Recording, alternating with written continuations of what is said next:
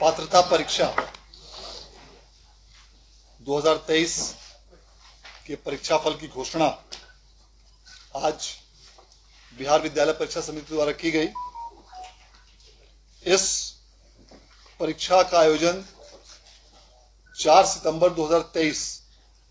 से 18 सितंबर 2023 के बीच किया गया था, जिसके पेपर 1 के लिए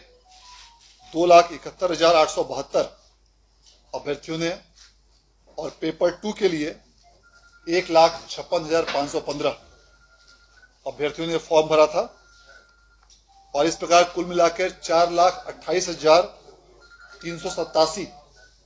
परीक्षार्थियों ने इस परीक्षा में आवेदन के लिए इस परीक्षा हेतु आवेदन दिया था। इनमें कुल 3,76,877 अभ्यर्थी इस परीक्षा में सम्मिलित हुए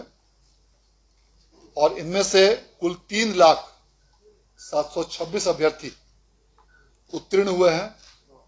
और इस प्रकार कुल अभ्यर्थियों की संख्या के अनुसार उत्तीर्ण अभ्यर्थियों का प्रतिशत 79.79% है, अर्थात 79.79%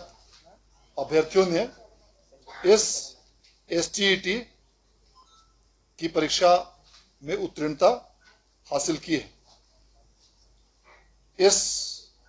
दोनों पेपर में मिलाकर कुल 45 विषयों की परीक्षा आयोजित की गई थी, जिसमें पेपर 1 में 16 विषय और पेपर 2 में 29 विषयों की परीक्षा आयोजित की गई थी और इसमें अलग अलग कट ऑफ मार्क्स भी निर्धारित किए गए थे, जिसका उल्लेख पूर्व में विज्ञप्ति में भी किया गया था। और जिन अभ्यर्थियों ने जिस किसी भी श्रेणी में आवेदन दिया था, उनकी श्रेणी के अनुसार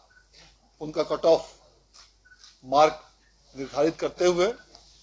तदनुसार उनको उत्तीर्णता अथवा अनुत्तीर्णता के श्रेणी में आज परीक्षा फल प्रकाशित किया गया। इसके पूर्व CBT के माध्यम से वर्ष 2020 में सितंबर माह में परीक्षा आयोजित की गई थी। 9 सितंबर 2020 से 21 सितंबर 2020 के बीच परीक्षा आयोजित की गई थी, जिसका परीक्षा फल का प्रकाशन 12 मार्च 2021 को किया गया था।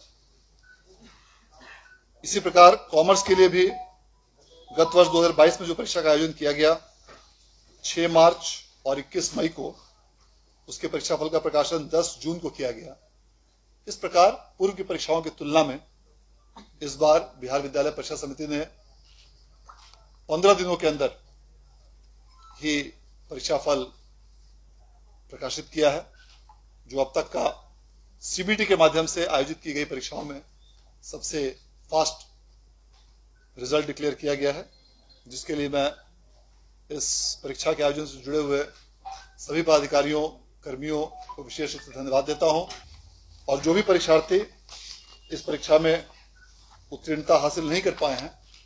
उन सभी लोगों को मैं कहना चाहूंगा कि इससे निराश या हतोत्साहित होने की आवश्यकता नहीं है।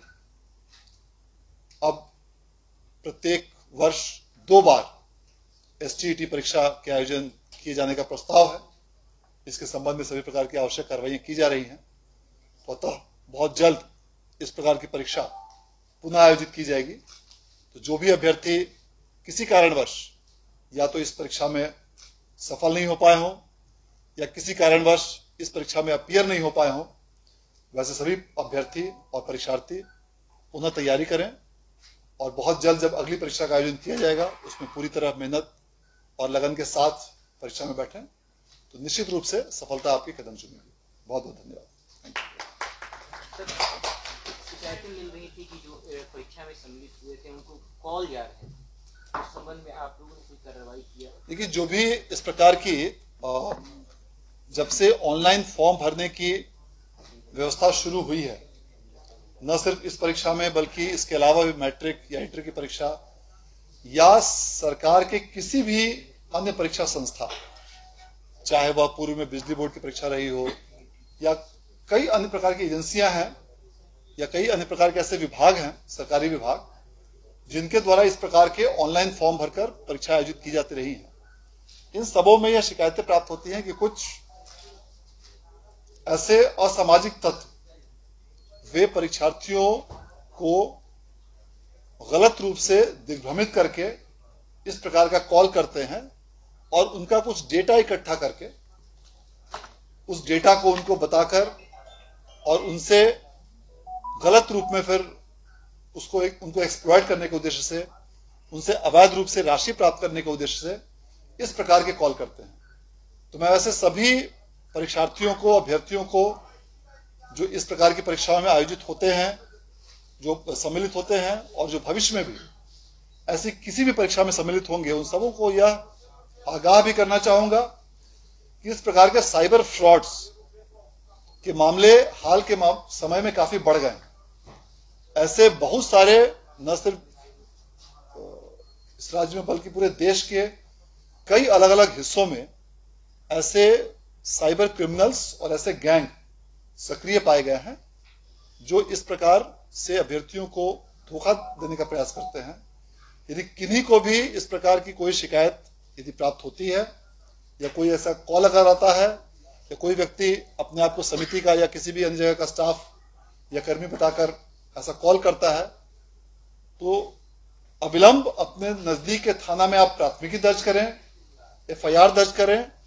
और एफआईआर दर्ज करने के बाद उसकी सूचना भी बिहार विद्यालय परीक्षा समिति को दें ताकि ऐसे तत्वों के खिलाफ में कड़ी कार्रवाई की जा सके। ऐसे तत्वों से सावधान रहने की आवश्यकता है। हाल के समय में ऐसे साइबर फ्रॉड्स की शिकायत काफी अधिक बढ़ गई है, इसीलिए विशेष रूप से